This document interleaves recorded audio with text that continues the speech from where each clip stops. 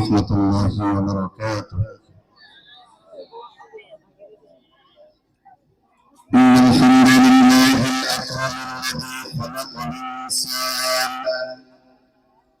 وكرم وعلمه من البيان ما لم يعلم، فسبحان الذي لا يحصى امتنانه باللسان ولا بالقلم، ونشهد أن لا إله إلا الله وحده لا شريك له، وأشهد أن محمدا عبده ورسوله الذي أرسله بالحق بشيرا ونذيرا وداعيا إلى الله بإذنه وسراجا منيرا.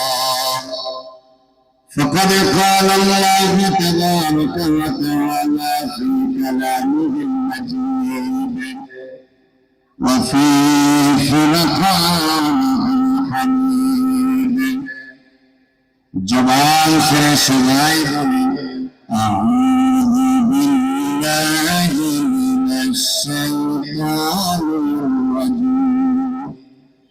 বিসমিল্লাহির রাহমানির রাহিম। ইন্না নাহনু নাযালনা যিকরা ওয়া ইন্না লাহু وقال النبي صلى الله عليه وسلم: خيركم من تعلم القرآن وعلمه، أو كما قال عليه الصلاة والسلام. وقال تعالى في شأن حبيبه آمرا ومخبرا: إن الله وملائكته يصلون على النبي يا أيها الذين آمنوا صلوا عليه وسلموا تسليما. جريج بن اللهم صل على محمد النبي وعلى آله وسلم تسليما. নাম ধরে একটু জিকির করি লা ইলাহা ইল্লাল্লাহ। এই বসাই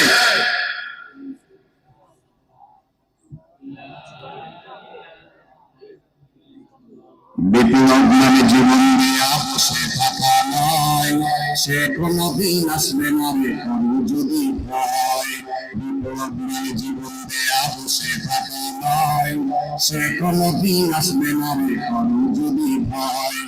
আসবে বিজয় রক্তর জীবনের বিনিময়, আসবে বিজয় রক্তর জীবনের বিনিময়। বিপ্লব মানে জীবন দেয়া বসে থাকা নয়, সে কোনদিন আসবে না বেকার যদি হয়। বিড়ালের মতো তো ঠিক কিনা? বিড়ালের মতো হয়েছে না সিংহের মতো করবেন? কার মতো করবেন? কথা জানা কেন? সিংহের মতো ডাকবেন লিল্লাহি তাকবীর। মারহাবা। ইমানের শক্তি আমাদের আছে না নাই? গলায় কাশি দেন, ঠান্ডা লাগছে। রেডি হয়ে গেলেন সবাই, যেখানে ঠিক বলা দরকার রেডি থাকবে। তারপরে ইনশাআল্লাহ আজকে দিঘির পার্কে কাটায় দিতে হবে।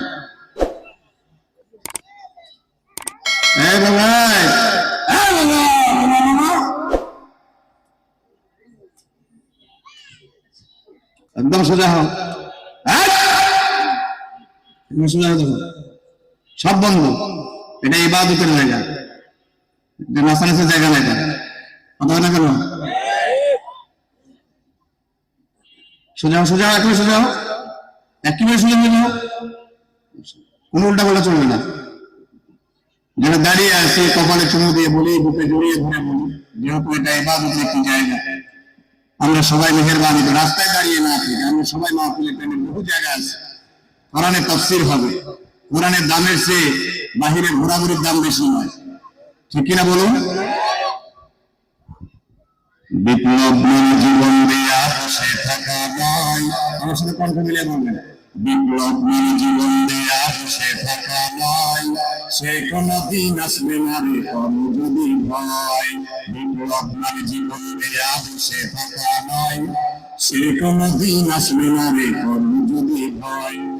আসবে বিজয় রক্ত আর জীবনের বিনিময়, আসবে বিজয় রক্ত আর জীবনের বিনিময়।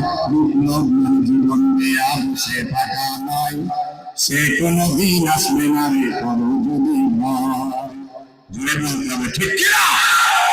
লড়াইয়ের ওই ময়দানেতে যেতে তোমাকে হবে, প্রয়োজনে সব রক্তটুকু জমিনে ঢেলে দিবে। আরো জোরে, আরো জোরে, আরো জোরে, ঠিক কিনা? লড়াইয়ের ওই ময়দানেতে যেতে তোমাকে হবে, প্রয়োজনে সব রক্তটুকু জমিনেই ঢেলে দিবে। তবুও তোমায় লড়তেই হবে, মানিবে না পরাজয়।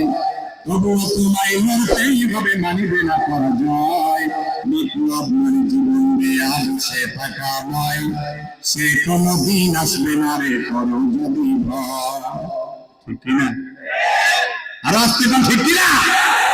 কোথা থেকে কোন ভিন দেশে স্বপ্ন আমার দেশে এসে, সেবার নামে ঘুষছিল জুড়ে মির্জাফরের বেশে। কোথা থেকে কোন ভিন দেশে স্বপ্ন আমার দেশে এসে, সেবার নামে ঘুষছিল জুড়ে মির্জাফরের বেশে। ওদের করতে নাস্তা না বড় হতে হবে নির্ভয়, ওদের করতে নাস্তা না বড় হতে হবে নির্ভয়। বিপ্লব মানে জীবন দেয়া বসে থাকা নয়, সে কোনদিন আসবে না রে করো যদি ভয়। ঠিক কিনা?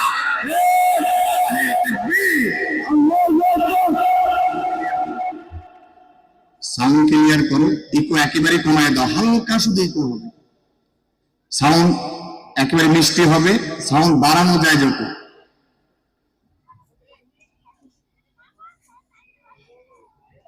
জি, আমরা সবাই তো রবের নামে তাকবীর দেই। আমাদের রব কে?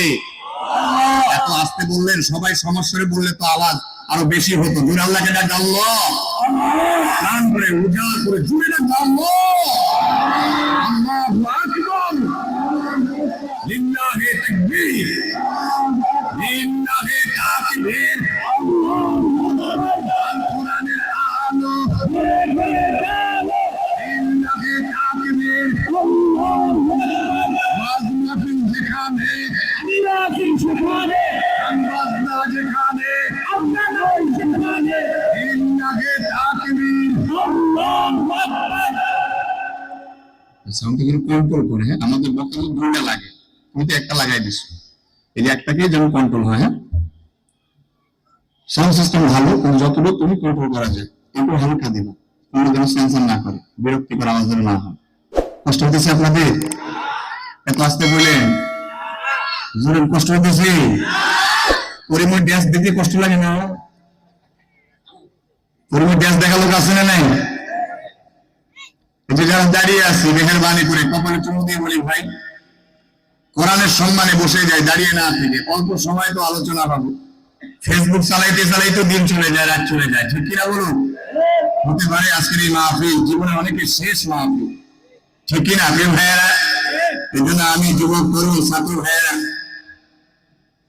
স্থানীয় দূরের যারাই আছেন, আমি সবাইকে বলবো, মেহেরবানি করে আমরা সবাই দলে দলে মাহফিলে প্রবেশ করি। আল্লাহ পাক সবাইকে আজকের এই বরকতময় মাহফিলে আসবার বসরা তৌফিক দান করুন। দাঁড়ায়েন না, এই যে দাঁড়ানো যাবে না, বসেন। জান্নাতে ঢুকার বের হওয়া যাবে না, এখানে বসেন। শুনলাম কোনো উল্টা পাল্টা করা যাবে না। জান্নাতে একবার ঢুকার বের হওয়ার সুযোগ নেই। পরিমণি ড্যান্স শুরু করলে মুখ তুলে যায়, মুখ চাইতে ধরে। কথা কেনা কেন? মাহফিলে আসলে তামাশা চলবে না, বসে থাকতে হবে, ওয়াজ শেষ তারপরে যাইতে হবে। কথা বলে না কেন? দারুস সুন্নাহ তাহফিজুল কোরআন মাদ্রাসার উদ্যোগে আয়োজিত হাফেজ ছাত্রদের পাগড়ি প্রদান উপলক্ষে আজকের ওয়াজ মাহফিলের সম্মানিত সভাপতি শেখুল হাদিস আল্লামা মুফতি মাসউদুল করিম সাহেব দামাত বারাকাতুহু, আল্লাহ তাআলা হযরতের নেক হায়াত দারাজ করেন, বেশি বেশি ইসলামের খেদমত করার তৌফিক দান করেন। জোরে আওয়াজ করে বলি আমিন। দোয়া পরিচালনা থাকবেন মুর্শিদুস সুন্নাহ হযরত ওয়ালা শাহ মুফতি সোহেল সাহেব দামাত বারাকাতুহু, আল্লাহ তাআলা হযরতের নেক হায়াত দারাজ করেন বলে আমিন। আরো আলোচনা করবেন শেখ মুফতি আলী হোসেন ওসামান ভাই। আমার পূর্বে অনেকে আলোচনা করেছেন, আল্লাহ প্রত্যেককে বেশি বেশি ইসলামের খেদমত করার তৌফিক দান করেন। আমার প্রিয় ভাইয়েরা খুব মনোযোগ, ছাত্র বাবারা খুব মনোযোগ, ছাত্র বাবারা খুব কাছে থেকে আলোচনা করতে হবে। দূর থেকে আওয়াজ নেবে না, দূর থেকে আওয়াজ নেবে না, দেখো দূর থেকে যেন আওয়াজ নেয়।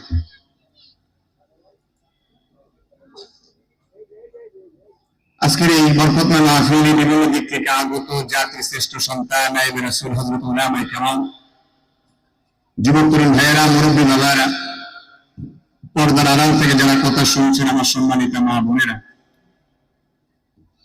আজকের এই মাহফিলে আমরা আসতে পেরে বসতে পেরে খুশি না বেজা? কম খুশি না বেশি খুশি? জোরে আওয়াজ করে বলি আলহামদুলিল্লাহ। গলা ফাটে জোরে করে আলহামদুলিল্লাহ। প্রশংসা আদায় করলে খুশি হয় কি? বাবারা সামনে যারা আছে, যে বাবারা ডিস্টার্ব করিও না, বুড়াই আব্বু ডিস্টার্ব করিও না, বারবার কেন ডাকতে হয়? আর ডাকতে যাও না আব্বু, ভালো ছিল। তোমরা এর আওয়াজ করলে তো আমার কষ্ট হয় বয়ান করতে। সম্মানিত হাজিরিন, সবাই আমরা একটু খুব মনোযোগী হই, বাবারা একটু সবাই খুব মনোযোগী হই। কোরআনের আলোচনা শুনলে, কোরআনের আলোচনা শোনার একটা আদব রয়েছে। আল্লাহ পাক নিজেই বলছেন, ওয়াইদা কুরিয়াল কোরআন ফাসতামিউ লাহু ওয়া আনসিতু লাআল্লাকুম তুরহামুন। যখন কোরআন তোমাদের সামনে তেলাওয়াত হয়, তোমরা বসে বসে বাদাম চাবাও, ঠিক না? কথা বলেন না কেন? আল্লাহ বাদাম চাবাইতে বলছে, পান চাবাইতে বলছে? আল্লাহ কি বলছে? ফাসতামিউ লাহু ওয়া আনসিতু। চুপ থাকো, শ্রবণ করো। আশা করা যায় আল্লাহর পক্ষ থেকে রহমত সকিনা নাজিল হতে থাকবে। আল্লাহ তো গল্প করতে বলে নাই আপনাদেরকে, গল্প করতে বলছে?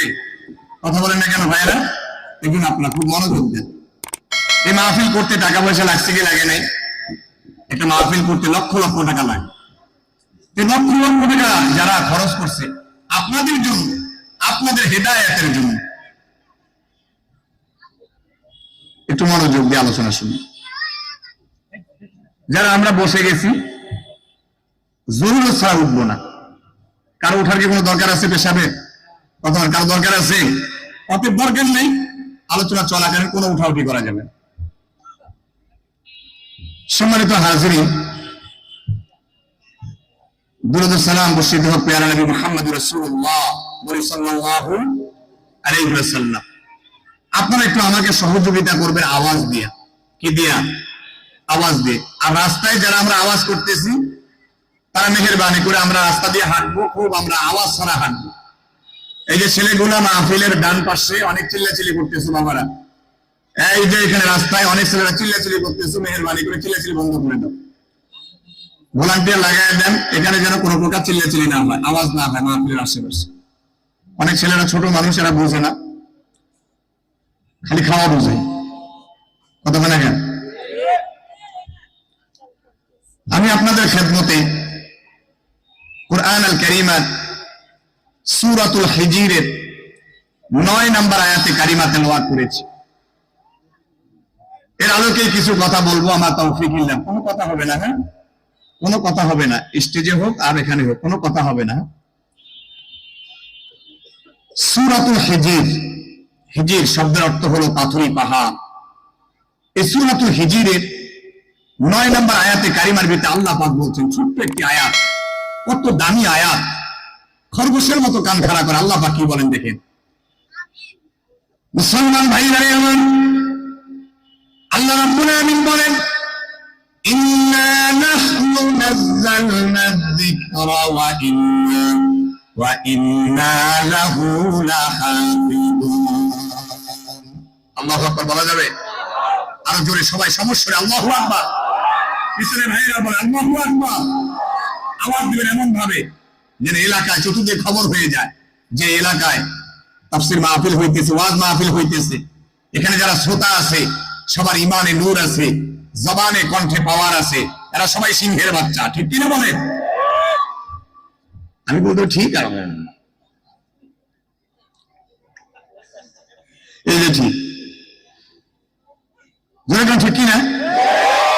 খুব মনোযোগ, আমার দিকে দেখেন। মাহফিল গুলো দেখেন অমনোযোগী। আগে ফয়জুল করে বিশ্বাস হুজুর ওয়াজ করছে, অনেক ওলামায়ে কেরাম ওয়াজ করছে, কোনো উঠা উঠি নেই, কাছাকাছি নেই, মোটামুটি নেই, কিছু নেই। আর একটু পরে পরে ডায়াবেটিস ধরে যায়। কথা বলেন না কেন? আদব এক সময় ছিল, কিন্তু আদব নষ্ট হয়ে যাচ্ছে। ঠিক কিনা বলুন? বড়কে সম্মান করা, ছোটকে স্নেহ করা, আলেমকে সম্মান করা, এগুলো আস্তে আস্তে সব নষ্ট হয়ে যাইতেছে। ঠিক কিনা? ঠিক কিনা? তো মাহফিল আসলে এগুলো শেখা যায়। এবার সে কে এগুলো কে না কে ধরে নিয়ে আসো, আমার কাছে নিয়ে আসো।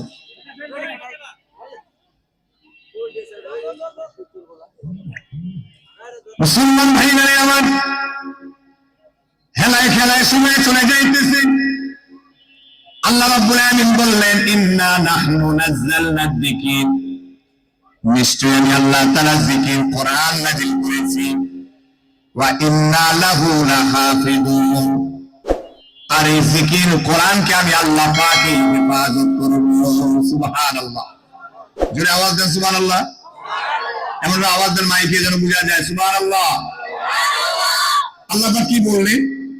নিশ্চয়ই আমি কোরআন নাযিল করেছি, আর এই কোরআনকে কে হেফাজত করবে? ভাইয়েরা যদি প্রাণ ভরে বলেন কে? আল্লাহ পাকই হেফাজত করবে।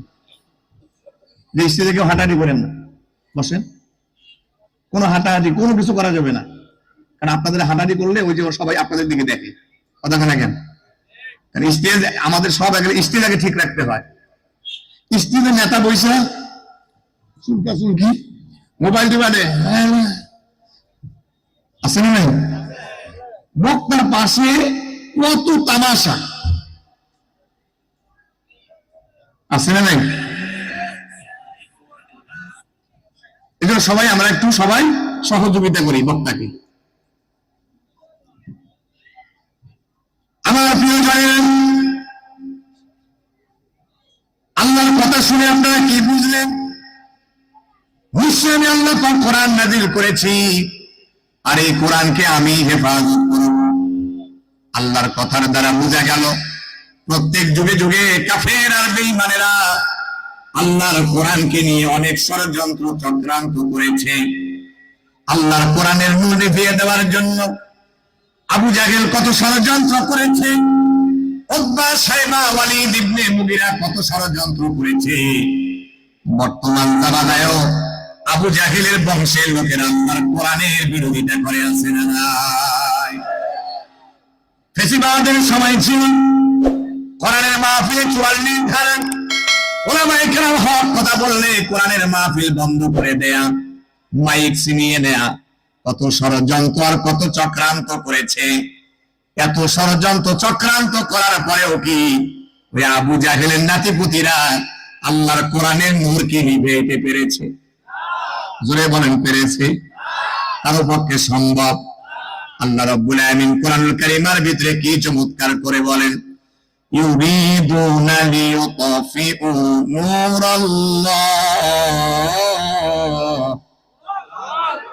ওয়াল্লাহু মুতিম্মু নূরিহি ওয়ালাউ কারিহাল কাফিরুন।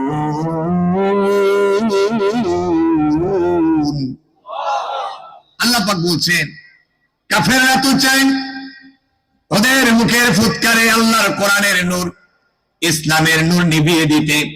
কাফেররা যতই ষড়যন্ত্র আর চক্রান্ত করুক না কেন, কাফেরদের শরীর যতই জ্বালাফালা করুক না কেন, আমি আমার কোরআনের নূর কিয়ামত পর্যন্ত জ্বালিয়ে রাখবো। সুবহানাল্লাহ। কোরআনের নূর কে জ্বালিয়ে রাখবে? জোরে বলে কে?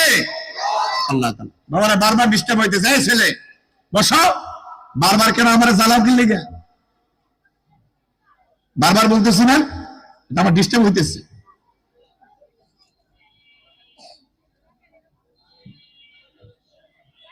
প্রিয় ভাইয়েরা, বন্ধুরা আমার,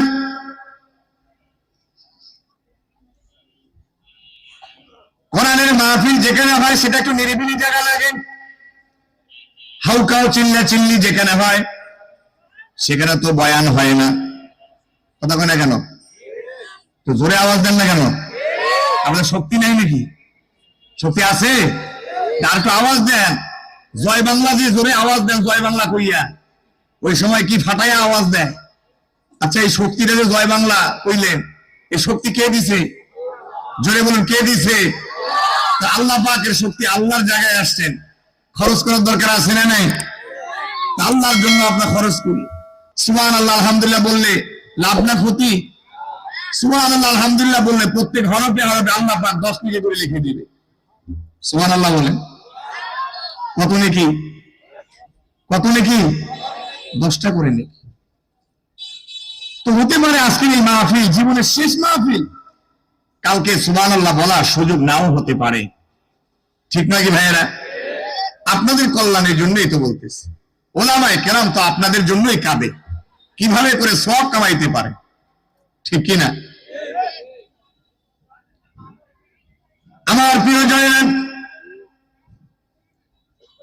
আল্লাহ পাক বললেন, নিশ্চয়ই আমি জিকির কোরআন নাজিল করেছি, আর এই জিকির কোরআনকে আমি আল্লাহ পাকই হেফাজত করব। প্রত্যেক যুগে যুগে কাফের বেঈমানরা আল্লাহর কোরআনকে নিয়ে কত ষড়যন্ত্র চক্রান্ত করেছে। আবু জাহেল, উতবা সাহেবা, কাফের বেঈমানরা, নাস্তিক মুরতাদেরা, তুসলিমা নাসরিন যে বোরকার বিরুদ্ধে কথা বলেছিল, আল্লাহর কোরআনের বিরোধিতা করেছিল, সে কি বাংলাদেশে থাকতে পারছে? তুসলিমা নাসরিন বোরকার বিরুদ্ধে কথা বলার কারণে বাংলাদেশ থেকে পালাইতে বাধ্য হয়েছে। জোরে কথা কন না কেন? ঠিক কিনা? যারা হকের আওয়াজ শুনে, যার ইমানের নূর বেশি, হক কথা শুনলে তার গলার পাওয়ার বাইরে যায়। কথা বলে না কেন?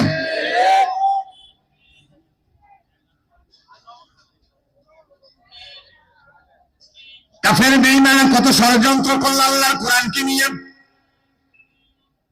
ফেসিবাদরা মনে করেছিল আল্লামা মামুনুল হক সাহেবকে দীর্ঘদিন জেলখানায় বন্দী রাখলে মনে হয় কোরআনের নূর নিভে যাবে, ইসলামের নূর নিভে যাবে। ওরা মনে করেছিল রফিকুল ইসলাম মাদানী, সেই ময়মনসিংহ নেত্রকোনার আমাদের ভাই রফিকুল ইসলাম মাদানীকে হাতে ডান্ডা, পায়ে বেরি, কোমরে শিকল লাগায় কোর্টে উঠানো হলো। ওরা মনে করেছিল রফিকুল ইসলাম মাদানীকে জেলখানায় বন্দী রাখলে মনে হয় কোরআনের নূর, ইসলামের নূর নিভে যাবে। ওরা মনে করেছিল হারুনিজার সাহেবকে জেলখানায় বন্দী রাখলে মনে হয় কোরআনের নূর, ইসলামের নূর নিভে যাবে। ওরা মনে করেছিল কোরআনের বুলবুলি আল্লামা দেলোয়ার হোসেন সাইদি সাহেবকে জেলখানায় বন্দী রেখে দুনিয়া থেকে বিদায় করে দিলে মনে হয় কোরআনের নূর, ইসলামের নূর নিভে যাবে। ওরা যতই ষড়যন্ত্র চক্রান্ত করেছে, উলামায়ে কেরামের সাথে বিদ্বেষ করার কারণে, আলেমদেরকে জুলুম রিমান্ড দেওয়ার কারণে, আলেমদের চোখের পানির গজবের কারণে শেখ হাসিনা বাংলাদেশ থেকে পালাইতে বাধ্য হয়েছে। এদেশে কোন জালিমের জায়গা নাই, এদেশে দুর্নীতিবাজদের জায়গা নাই, এদেশে টেন্ডারবাজদের জায়গা নাই, আলেম ওলামাদের দুশমনদের জায়গা নাই। ঠিক কি না বলেন? কেউ থাকতে পারবে না ইসলামের সাথে গাদ্দারি করে, আলেম ওলামাদের দিলে কষ্ট দিয়া। এ সোনার বাংলাদেশে মুসলিম আছে থাকতে পারে নাই। কবি চৌধুরী, হুমায়ুন আজাদ, কত নাস্তিক আইলো আর গেল, আবুল আর বাউল সরকার পর্যন্ত আল্লাহকে নিয়ে কথা বলে টিকে থাকতে পারে নাই। সাথে সাথে প্রশাসন গ্রেফতার করে হাজতে ভর্তি করেছে। আমি প্রশাসনকে ধন্যবাদ জানাই, মোবারকবাদ জানাই। এদেশে যারা ইসলামের বিরোধিতা করবে ধরে ধরে হাতে ডান্ডা, পায়ে বেরি পরে পিটাইয়া পিটাইয়া নিজের চামড়া তুলে নিয়ে তাদেরকে জেলখানায় বন্দী করে রাখো।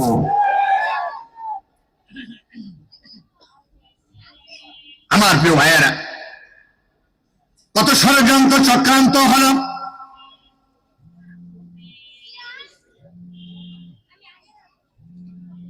আল্লাহ রাব্বুল আলামিন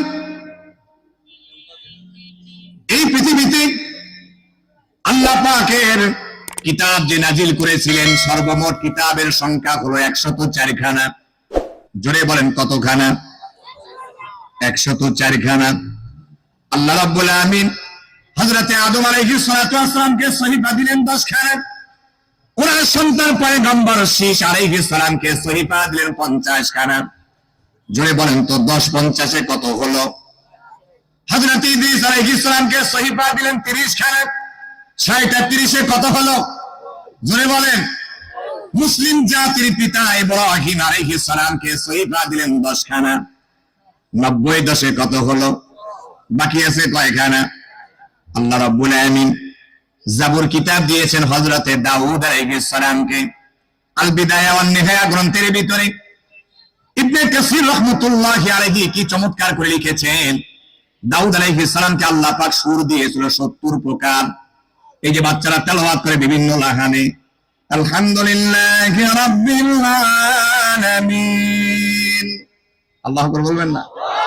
আব্দুর রহমান সুদাইসি বাচ্চারা তেলাওয়াত করে আউযু বিল্লাহি মিনাশ শাইতানির রাজীম বিসমিল্লাহির রহমানির রহিম।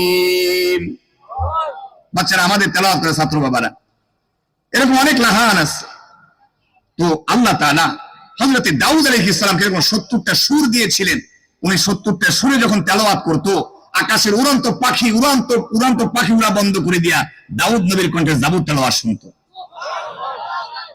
হযরতে দাউদ আলাইহিস সালাম আল্লাহ রাব্বুল আমিন এত চমৎকার কণ্ঠ দিয়েছিলেন, উনি যখন দরিয়ার পাড়ে বসে বসে জাবুর তেলাওয়াত করতো, ওই কিনারার মাছগুলো ডাঙ্গায় চেপে চেপে হযরতে দাউদ নবীর কণ্ঠে মাছ পর্যন্ত তেলাওয়াত শুনেছে। জঙ্গলের হিংস্র প্রাণী পর্যন্ত তেলাওয়াত শুনেছে। হযরতে দাউদ আলাইহিস সালামের জামানায় ওই মানুষেরা হাতুড়ি দিয়া লোহাকে পিটায়া পিটায়া দা বানাতো, খন্তি বানাতো, লোহার অস্ত্র শস্ত্র বানাতো। নবী দাউদ আলাইহিস সালাম তা করা লাগতো না। আল্লাহ পাক দাউদ নবীকে এমন দামি একটা মুজিজা দান করেছিলেন, উনি যখন লোহাকে হাতের ফাঁকে রেখে চাপ দিতেন, লোহার সাথে সাথে পানি হয়ে আঙ্গুলের ফাঁক দিয়ে পড়ে যেত। সুবহানাল্লাহ। দাউদ আলাইহিস সালাম চলে গেল, মুজিজাও সাথে নিয়ে চলে গেল। আল্লাহ পাক রব্বুল আমিন হযরত মূসা আলাইহিস সালামকে কিতাব দিয়েছিলেন, তাওরাত কিতাব। জোরে বলেন কোন কিতাব? তাওরাত কিতাব। এই তাওরাত কিতাব আল্লাহ পাক 7 খণ্ডে নাযিল করেছেন। বিশাল তাওরাত কিতাব আল্লাহ পাক মূসা নবীকে দিলেন। হযরতে মূসা আলাইহিস সালামের জামানায় মানুষেরা জাদু বিদ্যা বেশি জানতো। জাদু দিয়া বাঘ বানাতো, ভাল্লুক বানাতো, বিভিন্ন প্রাণী বানাতো। মূসা নবীকে মিথ্যা নবী বানানোর জন্য, নবীকে দুনিয়া থেকে বিদায় করার জন্য কত রকম ষড়যন্ত্র চক্রান্ত তারা করতো। আল্লাহ পাক রব্বুল আমিন মূসা আলাইহিস সালামকে ডেকে বলেন, মূসা রে, হাতের লাঠিটা শুধু ছেড়ে দাও। হাতের লাঠি ছেড়ে দিলেন, লাঠি আর লাঠি থাকলো না, বিশাল অজগর সাপ হইয়া ওই জাদুকরদের সব কিছুকে পেটের ভিতরে গিলে খেয়ে ফেললেন। হযরত মূসা আলাইহিস সালাম দুনিয়া থেকে বিদায় নিয়ে চলে গেল। ওনার কোন কওমের লোকেরা, ওনার কোন অনুসারীরা ওই লাঠিকে ছেড়ে দিলে আর সাপ বানাতে পারতো না। নবী চলে গিয়েছে, মুজিজাও সাথে নিয়ে চলে গিয়েছে। আমার প্রিয় ভাইয়েরা, সময় খুবই কম, বাজে 40, সময় দিয়েছে হলো 50 পর্যন্ত। মাত্র আর 10 মিনিট সময় আছে। হেলায় খেলায় সময় নষ্ট করব না। আমার প্রিয় ভাইয়েরা, আমি যেই বিষয়টা বুঝাইতেছিলাম, কোরআনের শিক্ষার গুরুত্ব এবং কোরআন ওয়ালাদের সম্মান, একটা ছোট্ট আয়াত তেলাওয়াত করেছি, এর তাফসীর, এগুলো করতে বিশাল সময় লাগে। তারপরে আপনারা মনোযোগ দিয়ে কথাগুলো শুনতেছেন। মোবারকবাদ, ধন্যবাদ, দোয়া করি আল্লাহ পাক সবাইকে যেন মক্কা মদিনায় যাওয়ার তৌফিক দান করে। আরেকটু মনোযোগ, 10টা মিনিট আপনাদের কাছ থেকে চেয়ে নেব। কালকে চলে যাইতে হবে সুদূর খুলনা। বক্তাদেরকে শুধু চাইলে পাওয়া যায় না। আপনাদের দরদ ভালোবাসায় আপনাদের এলাকায় এসেছি। প্রিয় ভাইয়ের আব্দুল্লাহ ভাইয়ের মহব্বত এলাকায় এসেছি। সম্মানিত বন্ধুগণ আমার, সেই সময় আমার নাই, লম্বা সময় আলোচনা করতে পারবো না।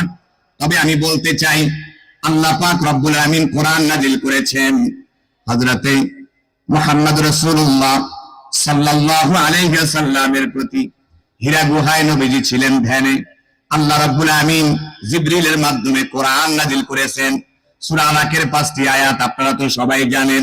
মূল কথা আমি বুঝাইতে চাই, আল্লাহ পাক দুনিয়ায় যত মুজিজা আল্লাহ পাক নবীদেরকে দান করেছেন, সকল নবীদের চেয়ে আল্লাহ পাক আমার নবীকে দানি মুজিজা দান করেছেন। সেই দানি মুজিজার নাম হলো কোরআনুল কারীম। পৃথিবী যতদিন থাকবে আল্লাহ কোরআনের মুজিজা ততদিন রাখবেন। এই পৃথিবীর দেখেন তাফসীর কারক, এই কিসের বাসি বুঝা, কি এর বাসি ফুকাস, কি লিগা এর দরকার আছে? কোন বাসি ফুকার কোন দরকার আছে? কোনো তো দরকারই নেই এখানে বাসি ফুকানো। যেখানে কোরআনের মাহফিল হইতেছে, বক্তা ওয়াজ করতেছে, আল্লাহর কথা যে বক্তা বলতেছে, সে আল্লাহর কথা তুই বাসির মাধ্যমে বক্তার কোরআনের কথা বন্ধ করা মানে হলো কোরআনকে অপমান করা। এই আক্কল যদি এখন আমাদের না হয় বাবা, কেন আক্কল হয় না? কেন খাওয়া বুঝো বাবা? আল্লাহ পাক আমাদের সবাইকে আমল করার তৌফিক দান করে। সম্মানিত বন্ধুগণ আমার, কলিজার টুকরা ভাইরা রে আমার, পাশে আবার ফটকা ফোটে তো বুঝা গেল আমার কথার দ্বারা। আল্লাহ পাক বলেন ইন্না নাহনু নাযালনা যিকরা ওয়া ইন্না লাহু লাহাফিজুন। কোরআন আমি নাজিল করেছি, আবার এটাকে আমি হেফাজত করব। আল্লাহর কোরআনকে আমি হেফাজত করব। আল্লাহ পাকের দামি কোরআনকে আল্লাহ হেফাজত করবে। এই যে আশেপাশে কোরআনের আশেপাশে ফটকা ফুটানো, উল্টা পাল্টা করা ভালো মানুষের কাম হতে পারে না। এরা হলো আবু জাহেলের জামানার নাতিপুতি, ফিরআউনের উত্তরসূরি। কথা বলেন না কেন? মাহফিল বন্ধ করা মানে কি?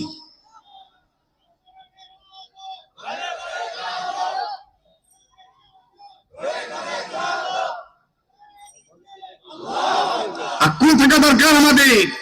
বিবেকে কুত্তায় পেশাব করে দিলে যা হয়, যেখানে কোরআনে তাফসীর হয়, আল্লাহ সবচেয়ে দামি কিতাব কালামুল্লাহ, যেখানে তেলাওয়াত হয়, তাফসীর হইতেছে, যেখানে উলামায়ে কেরাম বরকতওয়ালা বড় বড় আলেম উলামা আসছে, সেই জায়গায় কিভাবে ফটকা ফুটাই?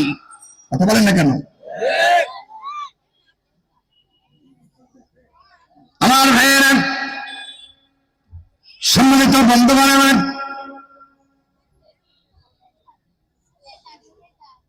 এই কোরআন শিক্ষার অনেক গুরুত্ব ফজিলত রয়েছে। যদি আপনি রিক্সা চালায়া, ভ্যান চালায়া একটা সন্তানকে আব্দুল্লাহ ভাইয়ের মাদ্রাসায় তাহফিজে আপনি ভর্তি করতে পারেন, এখান থেকে আন্তর্জাতিক মানের হাফেজ কোরআন তৈরি হয়। আমার প্রিয় ভাইয়েরা, এখানে ইন্ডিয়ারও ছাত্র আছে, বাহিরের ছাত্র এখানে পড়াশোনা করে। আমি আপনাদেরকে কথাগুলো বলতেছি, কষ্ট করে যদি এই মাদ্রাসায় আপনি আপনার সন্তানটাকে ভর্তি করাইতে পারেন, আপনার সন্তানের দাম কত বেশি হাদিসে আসছে।